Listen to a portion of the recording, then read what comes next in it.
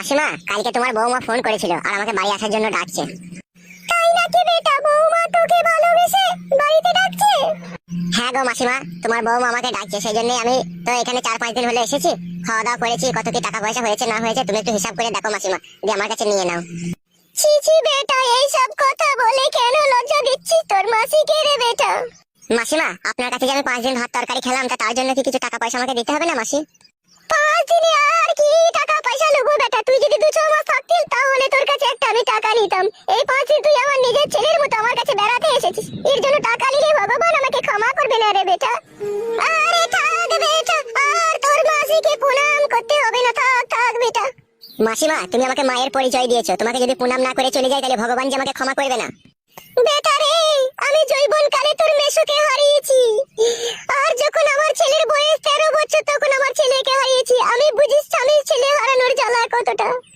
তুই আমার বোনের ছেলে বেটা, তুই আমার ছেলের থেকে কম কি? তুই আমারও নিজের ছেলের মতো, যখনই কোনো সুবিধা অসুবিধা বুঝবি তুই তখনই আমার বাড়ি চলে আসবি বেটা। কোনো চিন্তা ভাবনা করার প্রয়োজন মনে করবি না বেটা। ঠিক আছে আমার মাসিমা, তাই হবে। তাহলে তুই যা বেটা, ট্রেনের সময় হয়ে যাচ্ছে। আর যদি কখনো বিপদে আপদে পড়িস তাহলে তোর এই মাসের কথা মনে করে আবারও আমার কাছে ফিরে আসবি বেটা। কোনো টেনশন নাই তুই, আমি তোর নিজের মায়ের থেকে তোকে বেশি ভালোবাসা দেবো। ঠিক আছে মাসিমা, তাই হবে। এই এসো গো, চলো।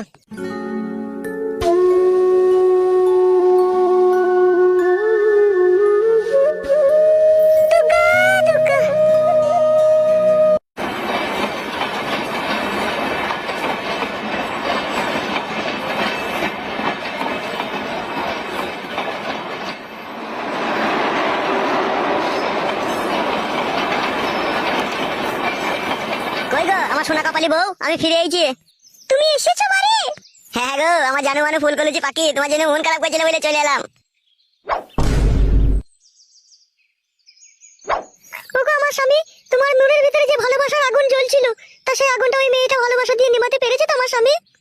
এরকম কথা বলছো কেন তুমি? তুমি কি ঝগড়া করার লেগে আমাকে ডাকলে নাকি বাড়িতে? তাহলে তওবা তওবা, ছি ছি ছি ছি, তা কিসের জন্য ডাকবো গো তোমাকে আমি? ওই মেয়েটারও যেরকম স্বামীর প্রতি অধিকার আছে সেই রকম আমারও অধিকার আছে তোমার প্রতি, বুঝতে পেরেছো তো? সে তো আমি জানি অধিকার আছে। আর এই 3-4 দিনের মধ্যে তোমার শরীরের কি অবস্থা হয়েছে গো? মুখ হাত পা শুকিয়ে লেগে গেছে, পুরো আমরা রাতি হয়ে গেছে। তুমি কি খাওয়া দাওয়া করোনি নাকি এই কদিন?